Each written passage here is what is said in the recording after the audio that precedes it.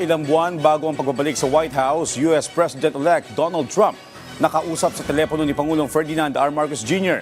Dito ay tiniyak ng punong ehekutibo ang mas pinatibay pang relasyon ng dalawang bansa. Nagbabalik si Kenneth Pasyente sa sentro ng balita. Muling iginiit ni Pangulong Ferdinand R. Marcos Jr. ang commitment ng Pilipinas na mapagtibay pa ang alyansa ng bansa at ng Estados Unidos. Ipinarating niya ng Pangulo sa isang phone call kay U.S. President-elect Donald Trump na inilarawan niya bilang isang produktibong pag-uusap. Nagkaroon ng pagkakataon ng Pangulo at si Trump na mapag-usapan ang pagpapalalim pa ng ugnayan ng dalawang bansa na anyay na itatag na ng matagal na panahon.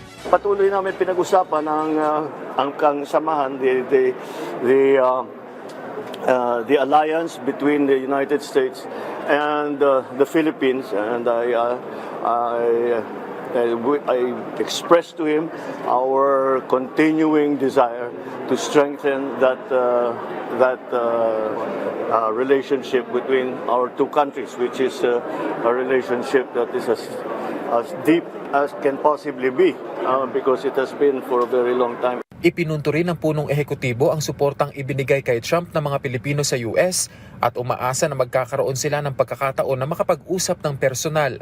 I also reminded the President-elect that ang mga Pilipino sa Amerika overwhelmingly naging binoto nila si Trump. Kaya I'm sure maaalala na yan pagka tayo ay para magkita, pag nagkita kami. At plano kong makipagkita sa kanya as soon as I can. Sabi niya siguro baka nasa White House na siya para bago ako makapunta. Hindi naman napag-usapan ng Pangulo at ni Trump ang lagay ng Filipino immigrants doon, pero kasalukuyan na anya itong tinutugunan ng Philippine Ambassador sa US.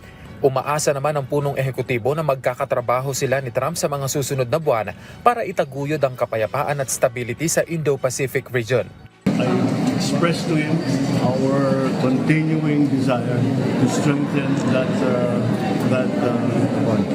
relationship between our two countries, which is a relationship that is as deep as can possibly be, because it has been for a very long time. Samantala, umaasa ang Pangulo na makakamit na ng Ukraine ang pangmatagalang kapayapaan, kasabay ng pag-alala niya sa ika-1,000 araw ng kaguluhan sa naturang bansa. Binigyang diin naman ng Pangulo ang suporta ng Pilipinas sa pagsusulong ng soberanya, kalayaan, pagkakaisa at territorial integrity ng Ukraine. Nauna na niyang ipinarating sa isang pulong kay Ukraine President Volodymyr Zelensky noong Hunyo. Hiling ng Pangulo na matapos na ang gulo doon at matamasa na ng bansa ang inaasam nitong katahimikan. Lalo't maituturing na partner ng bansa ang Ukraine at kumpiyansa siyang mas mapapatatag pa ang relasyon ng dalawang bansa sa mga susunod na panahon. Kenneth Pasyente, para sa Pambansang TV, sa Bagong Pilipinas.